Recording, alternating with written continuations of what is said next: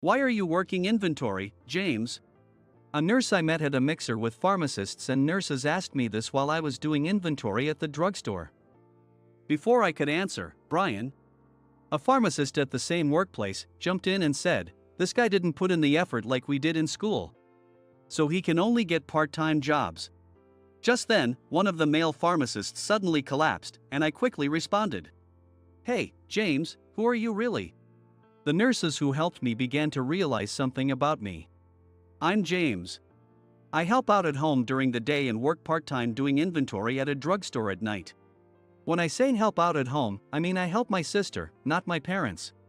Our parents passed away 15 years ago when my sister was in college and I was in middle school.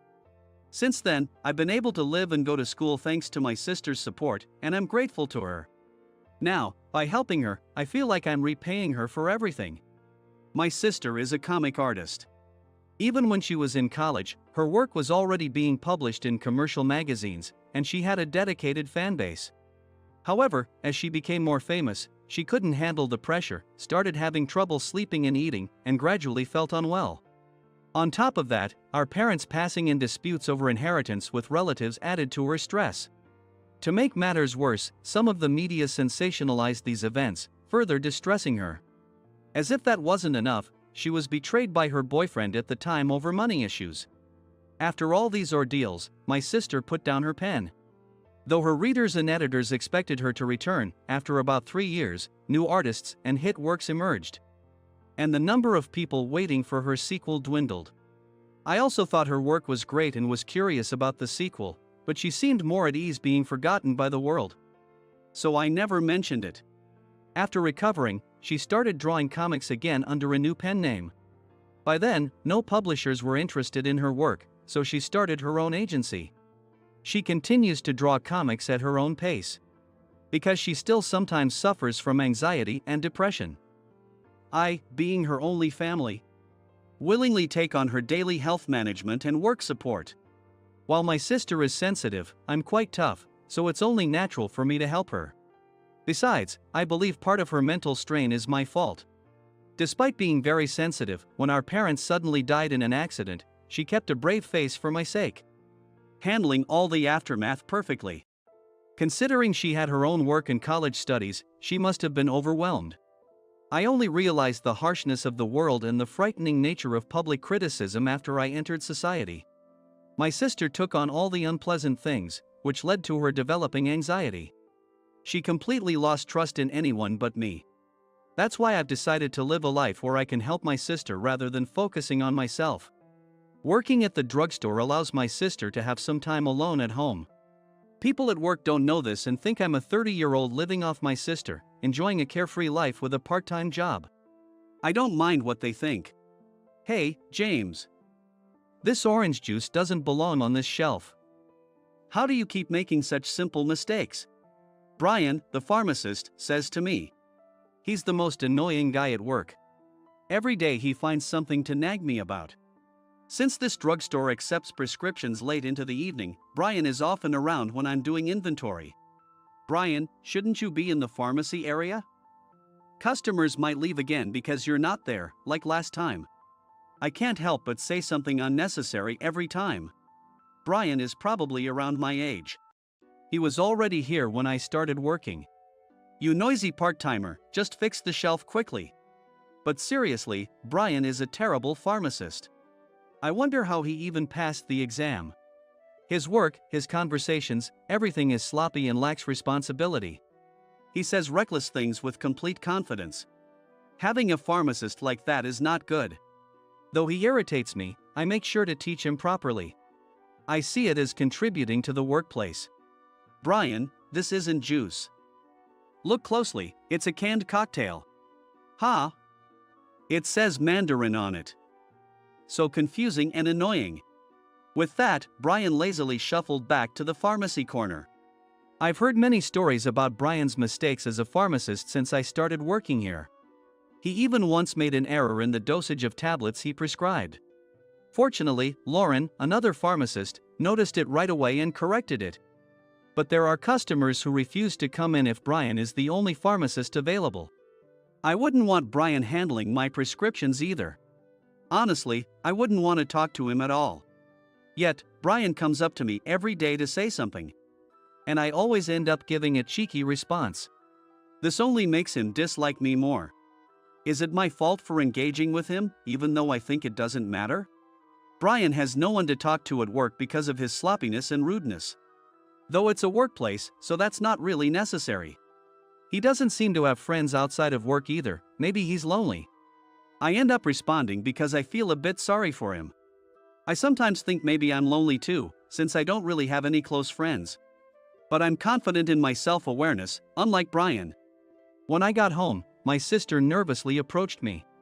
"James, can I talk to you?" She looked haggard. She must have been working on her manuscript without sleeping again. "What is it, sis?" "I want you to look at this." This part feels a bit unnatural to me. I checked the part of the manuscript she pointed out. In my opinion, it wasn't unnatural, but since she felt it was, maybe changing the flow slightly would help. I'll adjust this part so the story doesn't change. "You should get some rest and eat something." She looked a bit relieved. My sister works on her comic without any assistance and sometimes can't tell if what she's drawn is good or bad, so she asks me to check. When she's not feeling well, it must be hard to make decisions alone, so I always make sure to check thoroughly. "James, I'm sorry. I'm ruining your life, aren't I?" I smiled at her.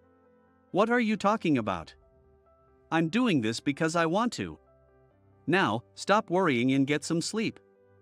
Resting is also part of your job." Once she fell asleep, I started adjusting the manuscript's flow. I reflected on my life as she mentioned it. I spent longer in college than most. My sister paid for my tuition. After finally getting a job, my sister's mental health deteriorated significantly. Realizing she'd been holding herself together for my sake all this time, I decided to quit my job. She probably feels guilty about that. But if it weren't for her, I wouldn't have survived. The most important thing in my life is helping her. One day, when I went to work in the evening, Brian approached me. "Hey. Oh, the shelves look neat today. You did a good job for once." He seemed to be in a good mood. Still as annoying as ever. "I don't need your praise, Brian." "What's up? Did something good happen?" Brian grinned and said, "I got invited to a mixer with some beautiful nurses." Lucky, right?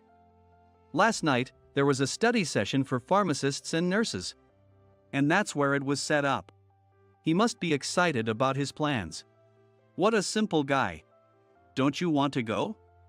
But you can't, because you're not in the medical field. Too bad for you. If only you'd studied harder in school, right? Looks like you'll be living the part-time life forever. I understand him being happy, but does he really need to tease me this much? Today, Brian is particularly persistent. I'm not interested. Even when I clearly say that, Brian keeps at it. Just as I was getting fed up, Lauren, another pharmacist, stormed over. "Brian, get back to work now." Lauren has been working here longer than Brian. Unlike him, she doesn't make mistakes and is very diligent. I secretly respect her. "What's your problem, Lauren? You serious pharmacists should seek out relationships too, or you'll end up old and alone. Why don't you try going to a mixer with doctors? Christmas is coming up." Lauren looked at Brian with a disgusted expression and said, "I'm not going to a mixer. And categorizing people by their professions is wrong. Every job contributes to society. Now, get back to work." Brian was forcibly taken away by Lauren. I admired how sensible Lauren's words were and focused on doing inventory. A few days later, I had a day off from my part-time job and was wandering around town.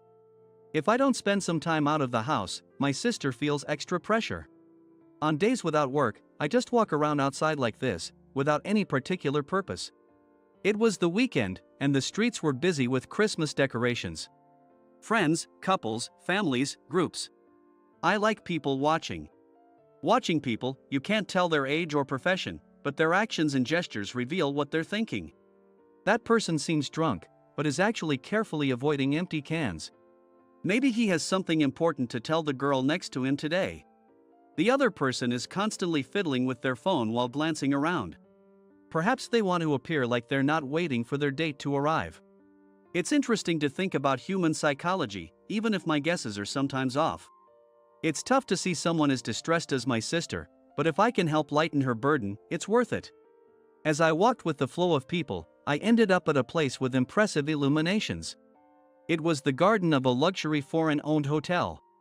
The publicly accessible area was bustling with people who came to see the decorations. I stood there, admiring the lights. Suddenly, I heard my name. "Hey, isn't that James?" I turned around and saw Brian.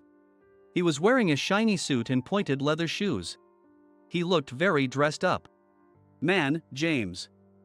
This isn't a place for hoodies and jeans. And you're alone?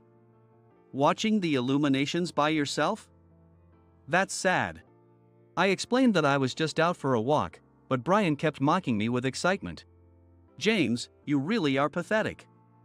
You look even more miserable here than you do at work." Tired of his taunting, I decided to leave. But Brian stopped me.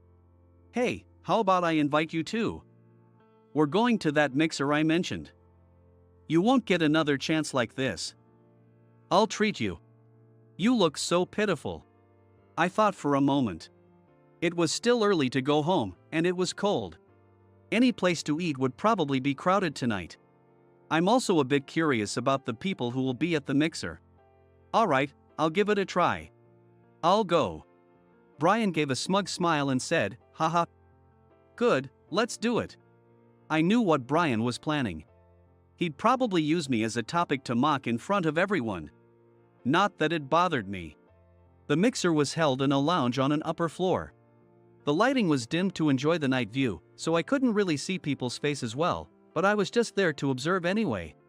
"Hey everyone," I ran into my friend downstairs. He looked so lonely that I brought him along. "This is James, our part-timer." Brian introduced me to everyone. There were 4 male pharmacists, including Brian, and 4 female nurses, sitting across from each other on sofas. They set up a single chair for me, like the seat of honor at a birthday party.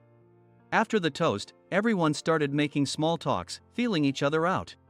It was dark, but you could tell from the way they held their glasses that there was a mix of nervousness and excitement. "So, where do you all work?" "I work at the drugstore on 4th Street, and this guy here is just an inventory part-timer." Being a pharmacist must be tough. Well, there is some tension in the job. But this guy here has it easy. Brian kept roping me into the conversation, probably because he was very nervous. And maybe a bit guilty for the lies he was telling. "Hey, your name's James, right? Why are you working as an inventory part-timer?" One of the nurses, Jessica, asked me. "I live with my sister, and..." "Oh, this guy's just living off his sister. He didn't put in the effort like we did in school, so he's stuck with part-time jobs." Brian cut me off with his nonsensical explanation. "I see." At that moment, one of the pharmacists, Michael, interrupted. "James? Did you always want to be a part-timer? Didn't you have any dreams? And why are you wearing jeans?" Michael was gulping down wine like juice and was already quite drunk. As I was trying to figure out how to respond, not only Michael but the other pharmacists also started throwing rough words at me. Following Brian's lead. "James, is this your first time at a luxury hotel? Those clothes are inappropriate. While I respect all jobs, you should have learned some social norms. James, aren't you worried about working hourly? Without a solid career, marriage might be tough for you." The men were all drunk and rude. The women seemed put off by their behavior. Except for Jessica, the other nurses were taking selfies and eating, as if they were already a separate group. This mixer is a disaster. I might as well leave. Just as I thought that, Jessica spoke to me again. "I think I've met you before, James." I tried to get a better look at Jessica's face, but the backlight from the night view made it hard to see. Where would that be?" "Maybe at the college hospital nearby." "What, James? Were you hospitalized? Could Jessica have been your nurse then?" "I've never been hospitalized. More importantly, can Brian not hold a conversation without involving me?" This isn't even a proper mixer anymore. Feeling like there was no point in staying, I started wrapping my scarf to leave. Just then, there was a loud crash at the table. The noise made the entire lounge go silent. Michael had collapsed, face first onto the glass table. Plates, glasses, and a wine bottle shattered, and even in the dim light, I could see that the area was covered in red. "Sir! Are you all right, sir?" A hotel staff member nearby rushed over and tried to lift Michael. "Stop. Check his condition first." I couldn't help but shout. You shouldn't move someone before assessing their condition. I went over to Michael, brushed away the glass shards, picked up a small table lamp that had fallen, and shone it on his face. His face was pale. I checked his breathing and pulse next. His breathing was shallow, and his pulse was slow.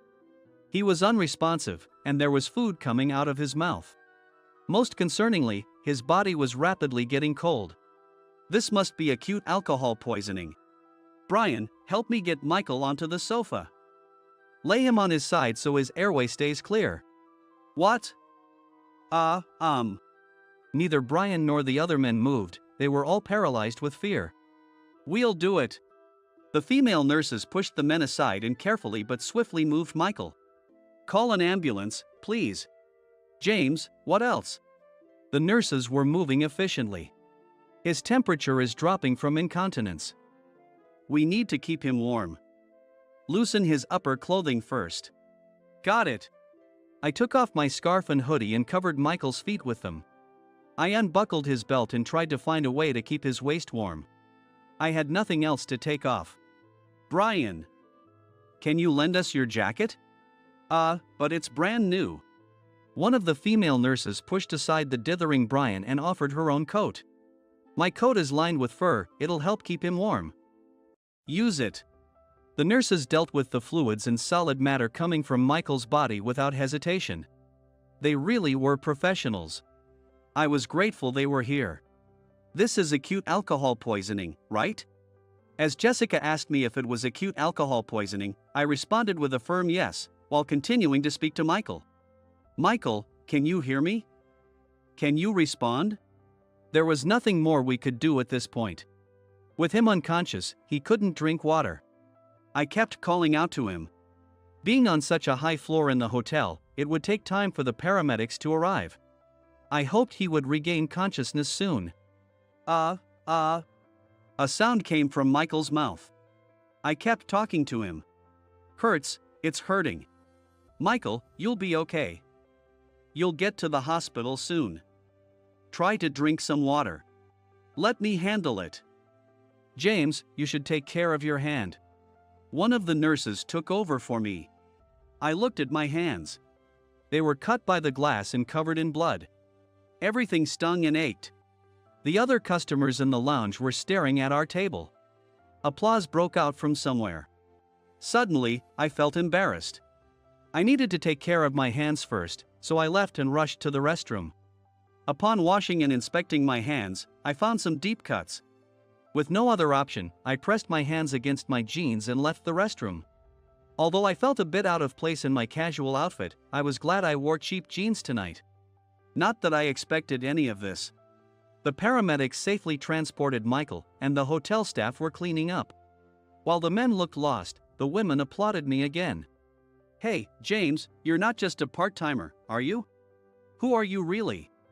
Well, actually. As I was about to answer, Jessica spoke up first. You're Dr. James Anderson from T College Hospital, right? You helped me during my nurse training. Everyone used to talk about how you were expected to excel in both surgery and internal medicine, but you chose psychiatry. Looking closely, I did recognize Jessica's face. And all the women were indeed quite attractive. What, a doctor? James, you were a doctor? Brian's eyes widened in shock. Before I could respond, Jessica continued. That's not all. Dr. Anderson is also the medical advisor for the popular comic, Dr. B. Isn't that right, Dr. Anderson? At this, the other pharmacists leaned forward in excitement. That comic? I'm a huge fan. I'm stunned. My apologies, Dr. Anderson. Dr. B is a comic my sister created to honor me after I quit being a doctor. She put a lot of effort into the story, ensuring my involvement would earn me a proper salary. Fortunately, her hard work paid off, and the comic became a hit. While not as famous as my sister's other works, it's well regarded in the medical community. So, it's not like I'm living off my sister's income alone. Dr. Anderson, may I shake your hand? I started to extend my hand but then realized something. It needed to stay pressed against my jeans to stop the bleeding. Oh, sorry. My hand is cut. The women offered to help with my hand, but I politely declined, as we didn't have the necessary supplies. I'm sorry. I need to leave now. With both hands pressed against my jeans, I left hurriedly, maintaining a rigid, military-like stance. When I got home, my sister was asleep. I was relieved she didn't have to worry and took care of my injured hands myself. The next day, I went to work and found myself in a bit of a predicament. I had carefully bandaged my cut hands, but while carrying boxes, the corners kept pressing into the wounds, causing immense pain. Despite the pain, there were no other staff to help with doing inventory, so I had to endure it. Oddly enough, Brian didn't come over to bother me. In fact, he didn't move from the pharmacy counter at all. He just stared into space, only snapping back to reality when Lauren gave him instructions. He's getting paid, so he should be working. To distract myself from the pain, I decided to go talk to him. Brian. Yikes. What is it, James? I mean, Dr. Anderson. Please, don't call me that here. I'm just a part-timer. Why are you spacing out? Brian avoided making eye contact with me. I guess he's regretting how the mixer didn't go well. Given it happened just yesterday, it's understandable. It can't be helped. It's your fault. What? Just because you have a medical degree, everyone calls you doctor. And you get all the attention. It's all your fault. I was confused and didn't know how to respond. Suddenly, Brian looked directly at me. I was taken aback. I recognized that expression. It was the same as patients with severe depression. Moreover, it was the face of someone whose paranoia and blaming tendencies had escalated to the point of lashing out at others. Brian, let's calm down, okay? You've been looking down on me from the start, haven't you? Brian jumped over the reception counter and swung at me. I tried to dodge, but the blow landed squarely on my injured hand, and I couldn't avoid it completely. Brian punched me repeatedly in the face and stomach as I reeled from the pain. Ah! Someone call the police! The cashier girl screamed. Even as I was being hit, I thought to myself, Brian has extremely low self-esteem. His resentment toward others stemmed from it. I stopped resisting and let Brian hit me as he pleased. I didn't think that would satisfy Brian, and I knew it wouldn't solve the underlying problem. But it was more important to let him release his pent-up energy for the moment. The police arrived, and we were both taken to the station. I was released quickly, but Brian wasn't. Despite my insistence that I wouldn't press charges. When I got home, I couldn't hide it from my sister this time. Seeing my bruised face, she nearly fainted. James, it's because I made you work that part-time job. Once it gets to this point, nothing I say will help. Both my sister and Brian were temporarily too unstable to listen. Trying to explain things rationally at such times is pointless. I just listened quietly as my sister spoke her mind. A few days later, when I returned to work at the drugstore, Brian wasn't there. In his place, there were more unusual customers. Isn't that the guy? The one who supervises Dr. B? Yeah, the one who works here doing inventory. Lauren told me what had happened. Brian had posted on a national message board that the medical supervisor for Dr. B works at the drugstore on 4th Street, doing inventory. He's an arrogant guy.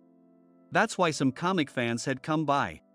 Additionally, Brian had been released by the police but was hospitalized due to persistent mental instability. I reflected on the situation. My identity being revealed wasn't a big deal for me.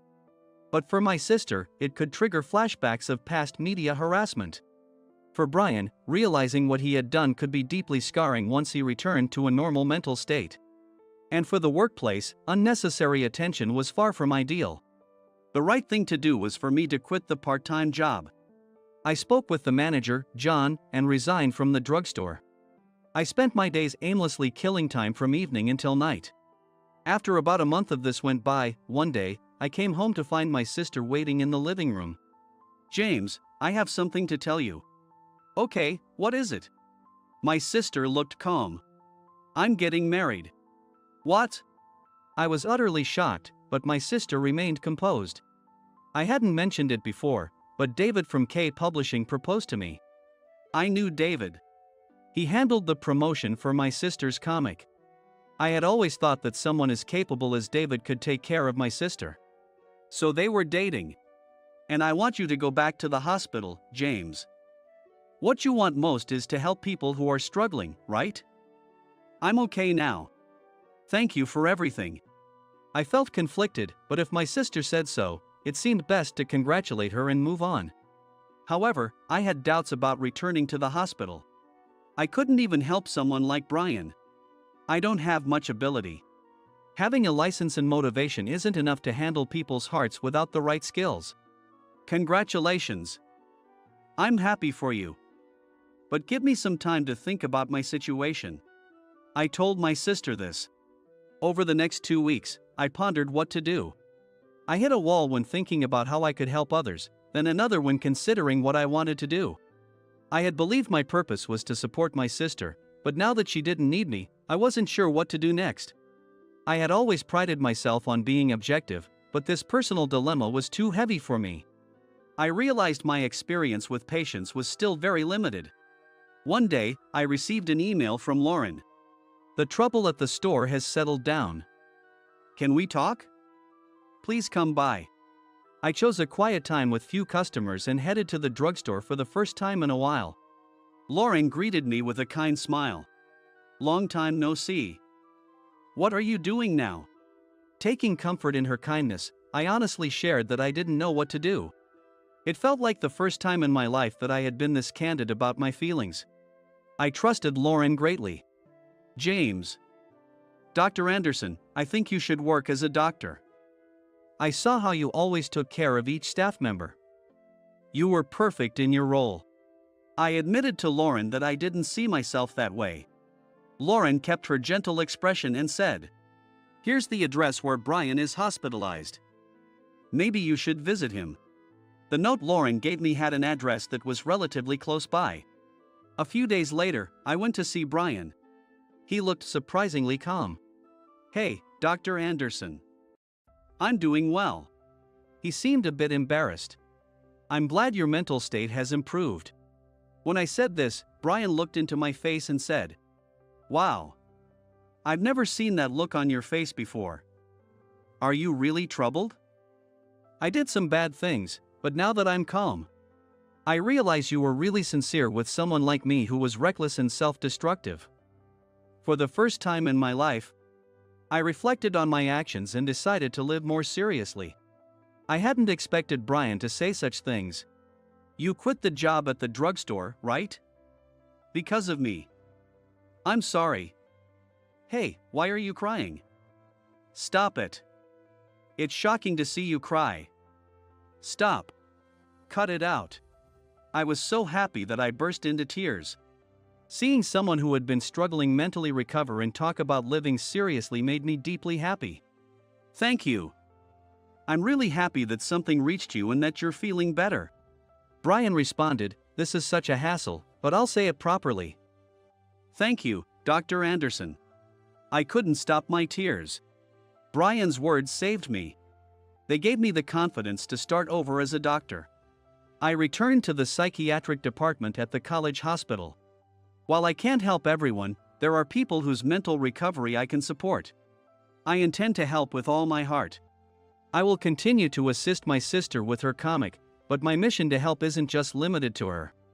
I realized that I had a certain arrogance in thinking that my own perspective was all that mattered. Thanks to this experience, and the efforts of Lauren and Jessica, I was able to establish connections with the pharmacist group and the nurse group. I hope to make the most of these connections in a positive way. I gained a lot of experience from both my sister and Brian. I also realized that, fundamentally, I have faith in people. I will strive to become a doctor who can be even closer to the people I help.